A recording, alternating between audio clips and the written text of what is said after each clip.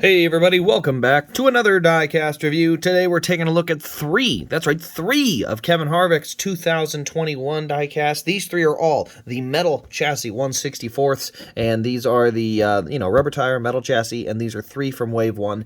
They did also make the Jimmy John's car from Wave 2, but this is the first wave that came out, and I hadn't done the video yet, so I figured it was about time. So let's go ahead, take a look at the box, and then we'll get into the cars. So each box is the same. There's no difference in the coloring or anything. Diecast body and chassis, that's the way to know that it's metal. Stewart Haas Racing, limited edition adult collectible. You get over here, you can see right there, number 4 Mobile 1, 2021 Mustang.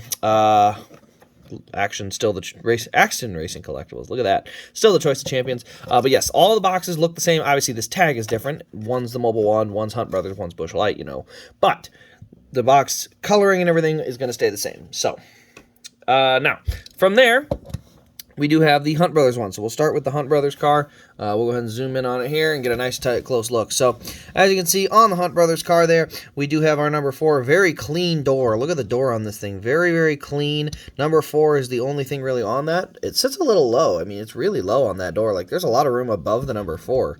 Look how much room there is above it. All right. Sorry, I had to yawn. What can I say? We got Hunt Brothers Pizza on the rear of the car. You can see the ethanol ring, and then Jimmy John's, Haas, and Hunt Brothers on the corner panel. You can see here, all down this door. Look at this. From here all the way to here. There's nothing but a number. And they're telling us there's not enough room for sponsors. Quit lying. Sorry. I'm still frustrated about the number move, because some of these cars look fine, and they're not using the space they already have. They're choosing not to use it, and then they're saying, well, the fans, it's, yeah. Anyway, we got Harvick on the rear window here. There's our, oops, I gotta zoom it out maybe. There we go. There you can see the Mustang GT rear bumper, kind of the taillights. Hunt Brothers on the deck lid. Go to the front. We also have Harvick on the front windshield. Number 4 on the roof. Let's see here. There we go. There's the metal chassis underneath, rubber tire. You can see the way those look over there.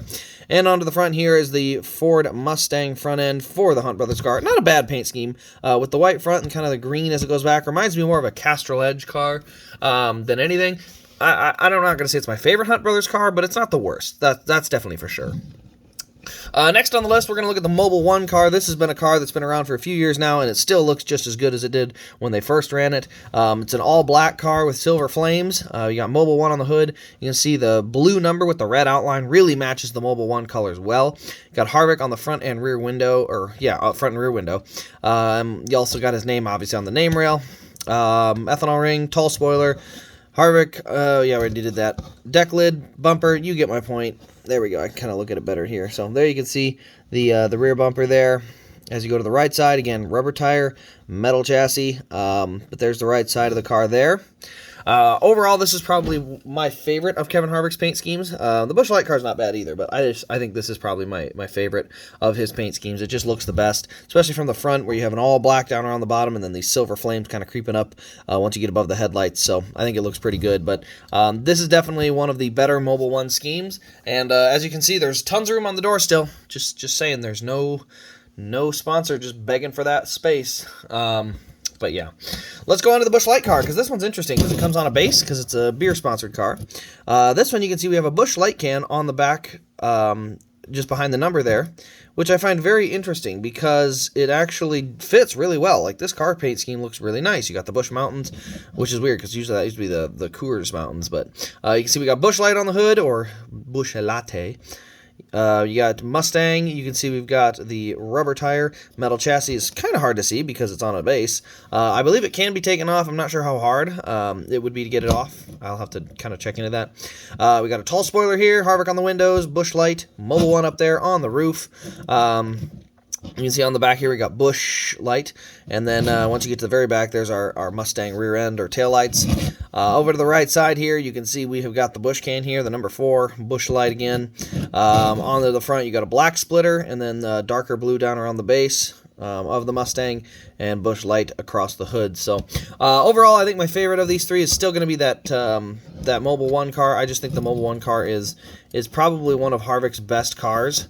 Sorry, I'm trying to get them all in frame here for you. There we go. So I do think the mobile one is the best. Bushlight would be second, and Hunt Brothers takes third. And Hunt Brothers probably more because of their logo and colors than anything. I just think the other two look really, really good. So anyway, that'll pretty much wrap up this review. Let me know your thoughts in the comments below on these Metal Chassis 164s. They are kind of a new thing this year coming back. I really think they're pretty cool. A little expensive for sure, but you know, it's at least a step towards quality again, which is nice. So anyway, thanks for watching, everybody. This has been Race Craze, and we'll see you in the next Diecast review.